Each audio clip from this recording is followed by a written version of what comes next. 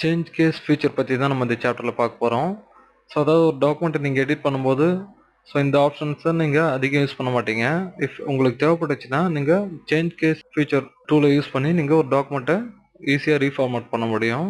For example இந்த document பார்த்தீங்கன்னா மற்ற டாக்குமெண்ட்டை கம்பேர் பண்ணும்போது மேட்ச் ஆகல.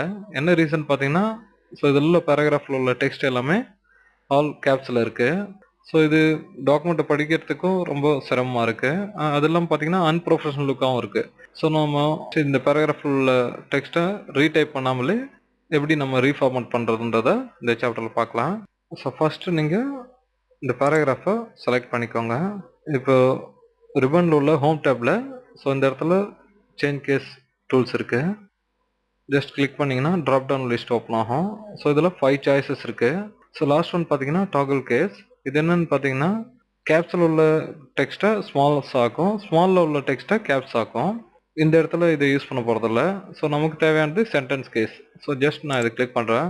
ஸோ பார்த்தீங்கன்னா இந்த பேராகிராஃப் இப்போ சென்டென்ஸ் பேட்டர்னுக்கு மாறிடுச்சு. ஸோ இதில் என்ன ஸ்பெஷல்னு பார்த்தீங்கன்னா ஒவ்வொரு லைன் ஸ்டார்டிங்லேயும் ஃபர்ஸ்ட் லெட்டர் கேப்ஸில் இருக்குது. ஸோ அது இல்லாமல் ஸோ இந்த பேராகிராஃபில் உள்ள insert tab and home tab வேர்ட்ஸில் உள்ள ஃபர்ஸ்ட் லெட்டர் நான் கேப்ஸுக்கு சேஞ்ச் பண்ணணும்னு நினைக்கிறேன். ஸோ ஃபர்ஸ்ட் நான் இன்சர்ட்டை செலக்ட் பண்ணிக்கிட்டேன்.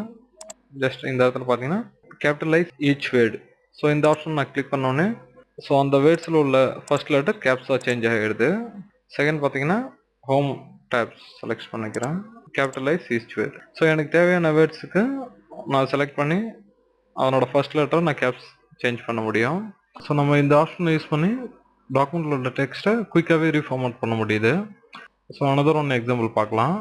இந்த டாக்குமெண்ட்டில் உள்ள அட்ரஸ் பார்த்தீங்கன்னா வேர்ட் டேட்டா பேஸில் ஆல்ரெடி நம்ம என்டர் பண்ணது ஆட்டோமேட்டிக்காகவே இங்கே ஃபில் ஆகிடுது. நம்ம ஒரு டாக்குமெண்ட்டை டைப் பண்ணி மெயில் மேட்ச் பண்ணும்போது ஸோ ஆட்டோமேட்டிக்காக இந்த அட்ரஸ் இங்கே ஃபில் ஆகிடும்.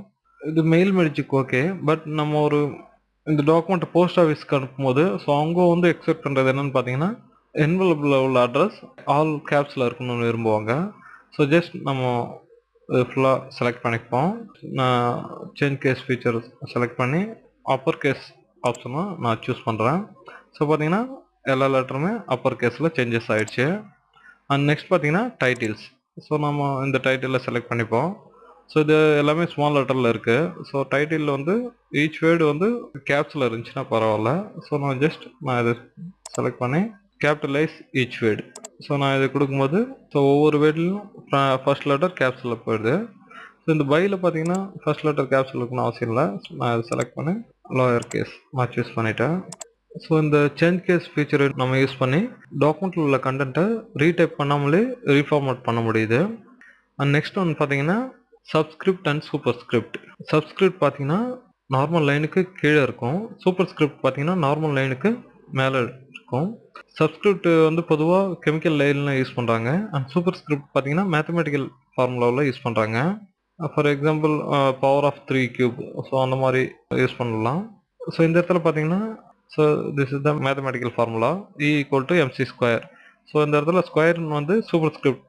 ஸோ அந்த பொசிஷனில் வரணும். ஸோ ஜஸ்ட் நான் 2 செலக்ட் பண்ணிக்கிறேன். ரிப்பனில் ஹோம் டேப்பில் ஸோ இங்கே ஃபாண்ட் செக்ஷனில் இந்த ஆப்ஷன்ஸ் இருக்குது. இந்த பட்டன்ஸ் பார்த்தீங்கன்னா சப்ஸ்கிரிப்ட் பட்டன். ஸோ இது பார்த்தீங்கன்னா super script button. So just நான் இதை ஒன்ஸ் கிளிக் பண்ணுறேன். பார்த்தீங்கன்னா ஆட்டோமேட்டிக்காக இந்த 2ன்ற வேர்டு mc² இங்கே சேஞ்சஸ் ஆகிடுது. மேத்தமெட்டிக்கல் ஃபார்முலா நம்ம டைப் பண்ணும்போது ஸோ இந்த மாதிரி தான் நம்ம டைப் பண்ணி ஆகணும். நெக்ஸ்ட் ஒன் பார்த்தீங்கன்னா கெமிக்கல் ஃபார்முலாவில் நம்ம இதை சப்ஸ்கிரிப்ட் ஆகணும். H2O. ஸோ அதாவது நம்ம வாட்டருக்கு யூஸ் பண்ணுற ஃபார்முலா. ஸோ ஜஸ்ட் நான் இப்போ 2 செலக்ட் பண்ணிக்கிறேன். ஸோ இதில் சப்ஸ்கிரிப்ட் ஆப்ஷனை நான் சூஸ் பண்ணுறேன். ஸோ ஆட்டோமேட்டிக்காகவே நார்மல் லைனுக்கு கீழே இங்கே ப்ளேஸ் ஆகிடுது. இந்த ஆப்ஷன் நம்ம திரும்ப பழைய ஸ்டைலுக்கு வரணும்னு நினச்சோன்னா ஜஸ்ட் இந்த பட்டன் பார்த்தீங்கன்னா ப்ராசஸ் ஆகிருக்கு. ஸோ ஒன்ஸ் நான் திரும்ப கிளிக் பண்ணேன்னா ஆட்டோமேட்டிக்காகவே ஓல்ட் பொசிஷனுக்கு சேஞ்சஸ் ஆகிடுது. ஸோ நான் திரும்ப கிளிக் பண்ணேன்னா சப்ஸ்கிரிப்ட் மெத்தடில் நம்ம பார்க்க முடியுது. இந்த வேர்ட் 2010 பார்த்தீங்கன்னா ஸோ ஒரு டாக்குமெண்ட்டில் உள்ள டெக்ஸ்ட்டை நம்ம கேஸ் சேஞ்ச் பண்ணணுன்னா டாக்குமெண்ட்டில் உள்ள கண்டென்ட்டை ரீடைப் பண்ணாமலே நம்ம ஜஸ்ட் ரீஃபார்மேட் பண்ணிக்க முடியும். ஸோ அது இல்லாமல் நம்ம சப்ஸ்கிரிப்ட் அண்ட் சூப்பர் ஸ்கிரிப்ட் ஆப்ஷன்ஸையும் நம்ம அந்த வேர்ட் 2010 யூஸ் பண்ணிக்க முடியும்.